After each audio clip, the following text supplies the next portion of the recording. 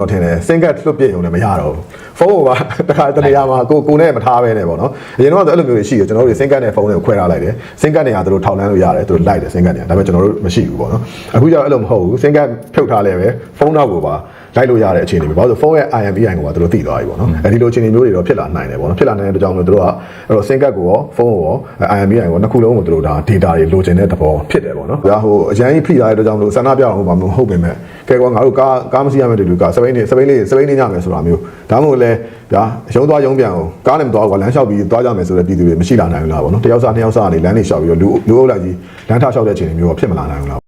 စစ်ကောင်စီကဘာကြောင့်ဖုန်းဆင်းကတ်တင်မကပဲဖုန်းဟန်ဆက်ကိုပါမှတ်ပုံတင်ခိုင်းတာလ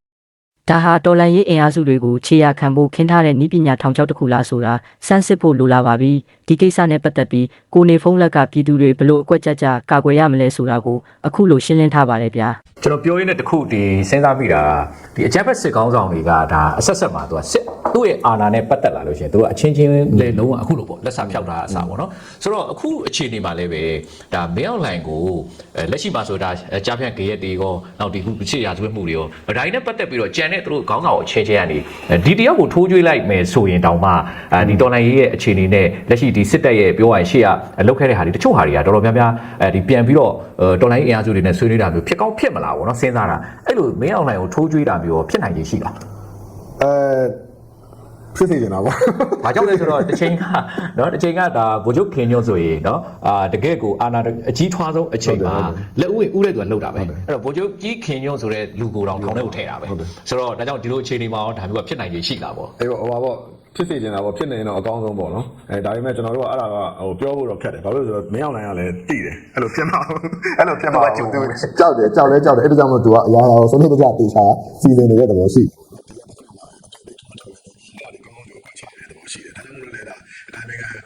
ကောင်စီလိုဟာမျိုးတွေဒါမျိုးတွေကျွန်တော်တို့စဉ်းစားတယ်ပြီးတော့အရာရာကိုအပေါ်ကနေပြီးတော့ကင်ထားနိုင်တဲ့အခြေအနေမျိုးတွေလုပ်တယ်ပြီးရင်သူတကယ်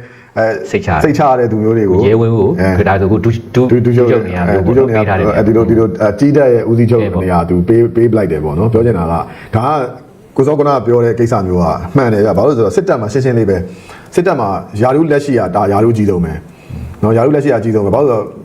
့စစ်တပ်မှာရှင်းလေးပဲလေကိုယ့်ရဲ့အထက်လူကြီးကိုပဲနာခံတာလေဗျာကိုယ့်အထက်လူကြီးမဟုတ်ဘူးယာရုမရှိတော့ဘူးဆိုရင်ဒီလိုမနာခံတော့ဘူးဒီလိုသဘောတွေတော့ရှိတယ်အဲ့ဒါကြောင့်မို့အများကြီးဖြစ်နိုင်ကြတော့ရှိတယ်ဒါပေမဲ့ तू ကအဲ့ဒါကိုကြိုသိတဲ့အတွက်ကြောင့်မို့ तू လည်းပဲ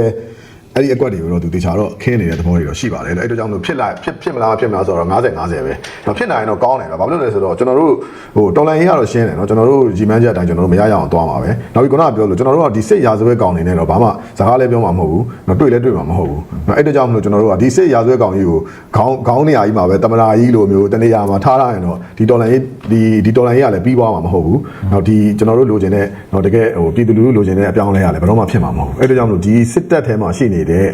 ့နော်ဒီစိတ်ရာဇဝဲကောင်ကြီးတွေမဟုတ်တဲ့ပေါ့နော်နောက်ထပ်မျိုးဆက်တွေနောက်ထပ်ဟိုပေါ့နော်ဒီဟာမျိုးတစ်စက်လေးကိုပြောမှာ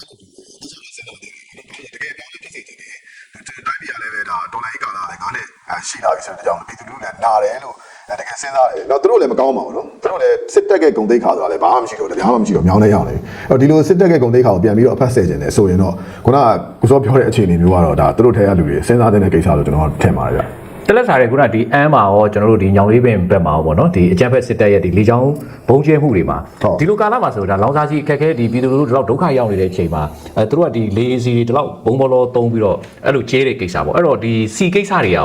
ာလောင်စာကြီးကိစ္စတွေရောလက်ရှိအခြေအနေဘယ်လိုတွေဆက်ဖြစ်လာနိုင်လဲပေါ့လက်ရှိဒီစစ်တပ်ရဲ့အခုလက်ရှိလေစီကိစ္စတွေရောပေါ့နော်ကိုနေဘုံတို့အနေနဲ့တော့ဒါပေါ့ဘယ်လိုသုံးသပ်နေပြဟုတ်ဒီအမေရိကန်နဲ့အီရန်အစ္စရေးပေါ့နော်အမေရိကန်နဲ့အစ္စရေးကတစ်ဖက်အီရန်တစ်ဖက်ဒီလိုဖြစ်နေတဲ့စစ်ပွဲမှာဆိုရင်လည်းပဲဒါစီပြဿနာတော်တော်ကြီးတယ်ပေါ့ဗျာနော်ကြီးတဲ့အခါကျတော့ကျွန်တော်တို့မြန်မာနိုင်ငံလည်းမဟုတ်နိုင်ငံတော်တော်များများဒီဟာကိုခံရတယ်ပေါ့နော်အဲ့တော့စစ်တပ်ကတော့ရှင်းပါတယ်တစ်ဖက်မှာတော့ပြည်သူကိုစုံကနန်းတွေရောမကနန်းတွေရောရှုပ်နေတာပဲเนาะအင်ဂျင်ထွက်မယ်ဆိုရင်ဒိတ်ကိုအရင်ကြည့်စုံလာမှလားပြင်ကိုကကိုကြီးစုံမထွက်ရမယ်မစုံမထွက်ရမယ်ဒါမျိုးတွေပေါ့နော်ဒါမျိုးတွေလုပ်နေတာပြည်သူကသာချွေတာခိုင်းနေရတော့သူတို့ကတော့မချွေတာဘူးရှင်းရှင်းလေးပဲเนาะကျွန်တော်တို့ကြားတော့ရုရှားလိုနိုင်ငံမျိုးကနေပြီးတော့စီဒီတောက်လျှောက်သူတို့တင်ပို့ပြီးတော့ဝယ်နေတာရှိတယ်ဒါပေမဲ့ပြည်သူတော်တော်မဟုတ်ဘူးပြည်သူတော်တော်မဟုတ်ဘူးခုနကပြောတယ်သူတို့ဒီစစ်ပွဲကိုသူတို့ဘက်ကနည်းနည်းလေးရှော့လိုက်တာနဲ့အားရှော့နေတယ်သူတို့သိတယ်ဒေါ်လာဘက်အားတောင်းအောင်သိတယ်တဲ့ကြောင့်လို့သူတို့ဒီကလေကြောင်းတိုက်ခိုက်မှုတွေနောက်တခြားဒီစစ်ကြောင်းထိုးတာတွေဒါတွေကိုသူတို့လုံးဝမရှော့ချင်တဲ့အခါကျတော့ပြည်သူကတော့ စီရှော့သုံးခိုင်းပြီးတော့ရှားသမျှဝယ်သမျှဟာတွေအကုန်လုံးတော့တို့ကဥထားမယ်တို့ကစုထားမယ်ပြီးတော့ဒီဘက်ကစီရေးအတွက်ကိုပဲတို့သုံးမယ်ဆိုတဲ့အခြေအနေမျိုးလို့တော့ဒါသုံးသပ်လို့ရတယ်။နော်ဒါကြောင့်မလို့ကျွန်တော်တို့လည်းနည်းနည်းတော့ဒီတရားတိုက်ခိုက်မှုတွေများရော့သွားမလားဆိုပြီးကျွန်တော်တို့ဘက်ကမျှော်လင့်ခဲ့ရတာရှိတယ်ဒါပေမဲ့လည်းအခုကြည့်တဲ့လောက်တော့ပေါ့အခောက်ရည်အကျဉ်းကြီးတော့နည်းနည်းတော့ရော့သွားနိုင်ပေမဲ့ဒါပေမဲ့ခုနကပြောတဲ့အလုပ်ရအားဖြင့်တော့တို့ကပို့ပြီးတော့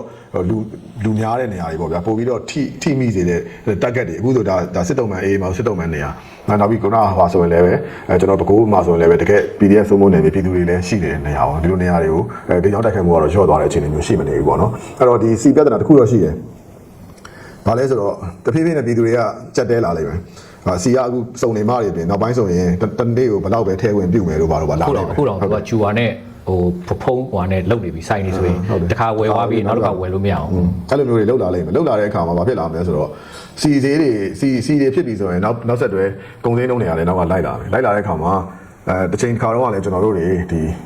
ီအဲ့တော့ကတော့စီမဟုတ်ဘူးကြာကျွန်တော်သိတဲ့လောက်တော့ဒီကားဟိုဟာတွေထင်တယ်ကားတွေလာမီနော်ကျွန်တော်တက်တဲ့အခါမှာခုနကလမ်းလျှောက်ကြမယ်ဆိုတဲ့ဟာမျိုးတွေဖြစ်ခဲ့သေးတာရှိတယ်အဲ့တော့ဒီခါလည်းပဲပြည်သူတို့ကထိနိုင်လာတဲ့အခါမှာအစိုးရပြည်သူတို့ရဲ့အုံကြွမှုပေါ့နော်အုံကြွမှုဆိုတာဗျာဟိုအရင်ဖိလာတဲ့အတွက်ကြောင့်လို့ဆန္ဒပြတော့ဘာမှမဟုတ်ပေမဲ့ခဲကွာငါတို့ကားမရှိရမယ်တဲ့ကစပိန်လေးညမယ်ဆိုတာမျိုးဒါမှမဟုတ်လဲဗျာရုံးသွားရုံးပြန်အောင်ကားနဲ့မသွားဘူးလမ်းလျှောက်ပြီးသွားကြမယ်ဆိုတဲ့ပြည်သူတွေမရှိလာနိုင်ဘူးလားပေါ့နော်တယောက်စားနှစ်ယောက်စားနေလမ်းတွေလျှောက်ပြီးတော့လူအုပ်လိုက်ကြီးလမ်းထားလျှောက်တဲ့အခြေအနေမျိုးတော့ဖြစ်မလာနိုင်ဘူးလားဒါမျိုးတွေလည်းပဲကျွန်တော်တို့ပြည်သူလူထုကတော့အရန်ကြက်တဲလာတဲ့အခါမှာတစုံတရာကျွန်တော်တုံ့ပြန်မှုတွေတော့အများကြီးရှိလာနိုင်တဲ့အခြေအနေပေါ့နော်ရှိမယ်အဲ့မှာလည်းတစ်ဖက်ကသူကဒီအတူရောင်လွတ်တော်ကြီးနဲ့နော်ကဟန်ပြအစိုးရအမေရိကန်စုဖွဲ့ကြီးကတော့ပနာယူခြင်းနေတဲ့အချိန်မှာဒီအကြက်တဲနဲ့ဒီအခြေအနေနဲ့နှစ်ခုဘယ်လို max ဖြစ်သွားပြီးတော့ဘယ်လိုပုံစံမျိုးတွေအခင်းချင်းတွေဖြစ်လာမလဲဆိုတော့ဒါစိတ်ဝင်စားစောင့်ကြည့်ရမယ့်အခြေအနေလို့ထင်ပါတယ်ဗျဟုတ်ပြည်သူလူထုအကြက်တဲကိစ္စပြောတော့နောက်ထပ်ခုရက်ပိုင်းမှာပြည်သူလူထုတွေနောက်ထပ်အကြက်တဲတစ်ခုစိတ်နှောက်ယှက်ဖြစ်စရာပေါ့အဲ့ဒါဘာလဲဆိုတော့ဒီဖုန်းတွေနော် CEI ကိစ္စပေါ့ဒီဖုန်းမှတ်ပုံတင်ရမယ်ဆိုတဲ့ကိစ္စပေါ့အဲ့တော့ဒါနဲ့ပတ်သက်ပြီးတော့လည်းအခုလူထုကြားမှာလည်းစိုးရိမ်မှုတွေရမ်းမြင့်တက်နေတယ်ပေါ့နော်ဘာကြောင့်လဲဆိုတော့အရင်လိုဒီစင်ကတ်နဲ့မဟုတ်တော့အခုကစင်ကတ်နဲ့ဖုန်းမှာနော်ထပ်ပြီးတော့ဒီတွဲမဲ့ကိစ္စဆိုတော့ဒီပေါ်မှာဒီသူတို့ရဲ့ privacy တွေဘယ်လောက်စိတ်ချရမလဲပေါ့နော်အဲ့ဒီအပေါ်မှာကိုနေဖုန်းလည်းဒါပြည်သူလူထုကိုဘယ်လိုမျိုးmessage ပေးခြင်းလဲဗျသူကခုန CEI ပေါ့နော် Central Equipment identity ကိုပါသူက register လုပ်ခိုင်းတာပေါ့နော်ဒီအဲ့ဒါဘာလဲဆိုတော့ကျွန်တော်တို့ဖုန်းတွေမှာစင်ကတ်ရှိတယ်စင်ကတ်ကတော့ဒါဒီကတ်ရဲ့ဟိုနံပါတ်ပေါ့နော်ပြီးရင်ကျွန်တော်ဖုန်းတွေမှာ IMEI ဆိုတာရှိတယ်ပေါ့ International Mobile Equipment Identity ပေါ့နော်အဲ့တော့ဖုန်းရဲ့စင်ကတ်မဟုတ်ဘူးဒီဖုန်းရဲ့ဒီ device ရဲ့ပေါ့နော်နံပါတ်ပေါ့နော်အဲ့ဒီဟာရှိတယ်အဲ့ဒီဟ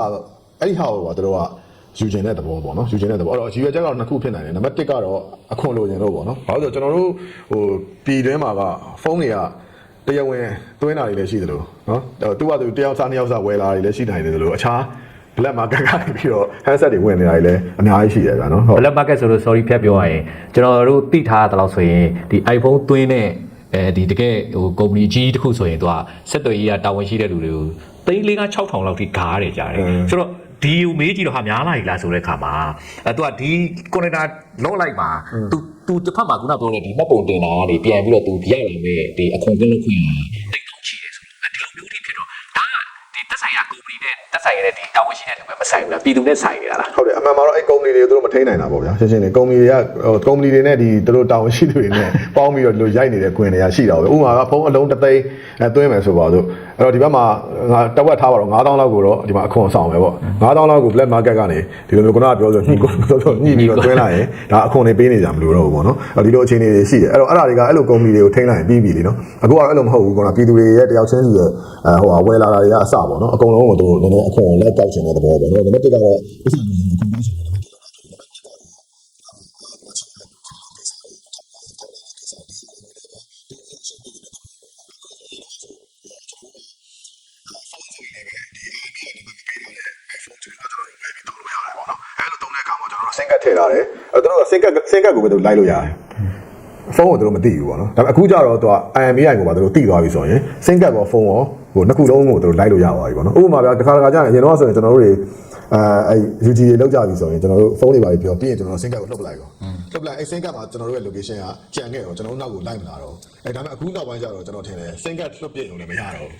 းဖုန်းကိုပါတစ်ခါတလေမှာကိုနဲ့မထားဘဲနဲ့ပေါ့နော်အရင်တော့အဲ့လိုမျိုးတွေရှိတယ်ကျွန်တော်တို့စင်ကတ်နဲ့ဖုန်းတွေကိုခွဲထားလိုက်တယ်စင်ကတ်တွေကသူတို့ထောက်လန်းလို့ရတယ်သူတို့လိုက်တယ်စင်ကတ်တွေကဒါပေမဲ့ကျွန်တော်တို့မရှိဘူးပေါ့နော်အခုကျတော့အဲ့လိုမဟုတ်ဘူးစင်ကတ်ထုတ်ထားလဲပဲဖုန်းနောက်ကိုပါ လိုက်လို့ရတဲ့အခြေအနေပေါ့ဘာလို့ဖုန်းရဲ့ IMEI ကိုသူတို့သိသွားပြီပေါ့နော်ဒီလိုအခြေအနေမျိုးတွေတော့ဖြစ်လာနိုင်တယ်ပေါ့နော်ဖြစ်လာနိုင်တဲ့ကြောင့်မို့သူတို့ကအဲ့တော့ SIM card ကိုရောဖုန်းကိုရော IMEI ကိုနှစ်ခုလုံးကိုသူတို့ဒါ data တွေလိုချင်တဲ့သဘောဖြစ်တယ်ပေါ့နော်ဖြစ်တယ်အဲ့တော့နည်းနည်းတော့ပြည်သူလူထုတော်တော်လေးအချက်တွေ့ရမယ်သဘောတော့ဖြစ်တယ်ဘာလို့ဆိုတော့သူတို့ထုတ်ပြန်ထားတဲ့နောက်ကျွန်တော်လေ့လာကြည့်တော့သူတို့ကIMEI register လုံးမထားတဲ့ဖုန်းအသစ်တွေပေါ့နော်ဖုန်းအသစ်တွေကျွန်တော်တို့နိုင်ငံခြားသွားတယ်ဗျာပြီးရင်ဖုန်းလေးတစ်လုံးတရားနေဝယ်လာတယ်ကိုကတော့အိမ်ရောက်ရင်သုံးမယ်ဆိုတဲ့ဟာမျိုးဆိုရင်သူ IMEI register မရှိတဲ့အခါမျိုးကျရင်သူဘာလုပ်အောင်လဲဆိုတော့ဒီကျွန်တော်တို့တက်ဆိုင်ရာဒီကျွန်တော်တို့ရဲ့ SIM card တစ်ခုကိုထည့်ပြီးသုံးလိုက်ပြီဆိုရင်ဒါဖုန်းကအသစ်ဖြစ်နေတယ် IMEI register လုပ်ထားတော့အဲ့သူ operator တိတယ်ဗျပြီးရင်သူကတစ်လပဲသုံးခွင့်ရှိဘူးတစ်လပြည့်တယ်သူကဒီဖုန်းကိုပိတ်ဒီ SIM card ကိုသူပိတ်ယူလိုက်မယ်တဘောရှိတယ်အဲ့ဒါမျိုးဆိုရင်ကျွန်တော်တို့ကဒီဖုန်းကိုခုနကသူတို့ပေးထားတဲ့ website မှာတွားပြီးတော့ register လုပ်မှသူကအခွန်ကောက်မယ်တဘောပေါ့နော်ဒါမျိုးလေးတွေရှိတော့နည်းနည်းတော့ခုနက SIM card ကိုရောဖုန်းကိုရောသူကခြေရာခံလိုက်နိုင်တဲ့ဟာမျိုးတွေအခွန်မှာစောင်းတဲ့တဘောမျိုးတွေဒါတွေကိုလုပ်လာတဲ့တဘောရှိပါတယ်လို့ပြီးတော့နောက်တစ်ခုကကျွန်တော်ဒါကျွန်တော်လေ့လာမိတဲ့လောက်ကျွန်တော်ပြောတာပေါ့ဗျာကျွန်တော်လည်းအရင် expert ကြီးတော့မဟုတ်ဘူးအဲ့ဒါကြောင့်လို့ဒီကိစ္စတွေနဲ့ပတ်သက်ရင်လေနည်းနည်း online ပေါ်မှာလည်းဒီလိုမျိုး wifi တော့ရင်းနေကြတာပဲဒါပေမဲ့တကယ်နားလည်တက်ကြွတဲ့သူပေါ့နော်တကယ်နားလည်တက်ကြွတဲ့လူတကယ် IT နည်းပညာဒီ mobile phone နည်းပညာနဲ့ပတ်သက်ပြီးတော့တကယ်သိနားလည်တဲ့သူတွေရဲ့အကြံပြုချက်တွေကိုပဲတေချာနားထောင်စေချင်တယ်ပေါ့နော်အခုကျွန်တော်ပြောတာတော့မပြည့်စုံအဲ့တော့ကျွန်တော်သိတဲ့လောက်တော့ကျွန်တော်ပြောတယ်ဒါပေမဲ့ပြည့်စုံမှာမဟုတ်ဘူးအဲ့ဒါကြောင့်လို့ online ပေါ်မှာရှာဖွေဖတ်ရှုတဲ့အခါမှာလည်းဒီတိုင်းတိတ်မသိပဲနဲ့သုံးသပ်နေတာမျိုးထက်လေတကယ်နည်းပညာသမားတွေကနေပြီးတော့ပြောတဲ့အချက်လက်တွေကိုပဲယုံကြည်ပြီးတော့ဒါဆောင်ရွက်ကြစေချင်ပါတယ်လို့ SIM card မထည့်ဘဲနဲ့ဖုန်း handset နဲ့ wifi နဲ့သုံးရင်ရောဘာဖြစ်နိုင်လဲဟုတ်တယ် तू ကတော့ဗျာဖုန်းအသစ်ဝယ်လာတယ် SIM card ထည့်လိုက်ပြီဆိုတော့အဲ့ operator ကသိသွားပြီကိုစော IMEI နံပါတ် register လုပ်ထားတဲ့ဖုန်းကိုသုံးနေပါဆိုတော့သိရတဲ့အချိန်မှာ तू ကလှမ်းပြီးတော့ဒီ SIM card ကိုပိတ်မှာအဲ့တော့ကျွန်တော်အကြံပြုချင်တာတော့ကျွန်တော်လေ့လာသလောက်တော့ဖုန်းအသစ်ကိုသုံးနေတယ်ဆိုရင် SIM card မထည့်နဲ့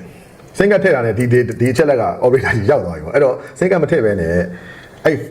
internet သုံးဖို့ဖုန်းပေါ့နော် internet ကိုလည်း SIM card ဟို mobile data နဲ့မသုံးနဲ့ဒါဒေါ်လာကြီးနဲ့ပတ်သက်တဲ့သူတွေပေါ့နော်ဟို SIM card mobile data နဲ့မသုံးနဲ့ wifi နဲ့ပဲသုံးအဲ့ wifi ကိုလည်း VPN ခံသုံးအဲ့ internet သုံးမဲ့ဖုန်းမှာ SIM card မထည့်နဲ့ဒါဆို SIM card မထည့်တဲ့အတွက်ကြောင့်မလို့ဒီဖုန်းကိုကျွန်တော်တို့သုံးနေရဆိုတော့မသိနိုင်ဘူးအခုတော့ရှိရင်တော့ internet သုံးနေလေတွေ့ရ internet တွေလည်းရှာမသုံးနဲ့ပေါ့နော်ပြီးရင် VPN ခံသုံးပေါ့နော်ဟုတ်ကဲ့ပါအဲ့တော့ကျွန်တော်တို့ဟိုနောက်ဆုံးပိုင်းသွားကြပါမယ်ရန်သူဟာနီးပညာကိုအသုံးချပြီးကျွန်တော်တို့ကိုကြောက်ရွံ့အောင်အဖမ်းဆီးခံရအောင်လှုံ့ဆော်နေတာဖြစ်ပါတယ်။ဒါပေမဲ့ကျွန်တော်တို့ဘက်ကသာနီးပညာဗဟုသုတရှိပြီးတတိထားနေထိုင်မယ်ဆိုရင်ဒီထောင်ချောက်တွေကိုကျော်လွှားနိုင်မှာပါ။ဗီဒီယိုကိုအဆုံးထိကြည့်ရှုပေးလို့ကျေးဇူးတင်ပါတယ်ခင်ဗျာ။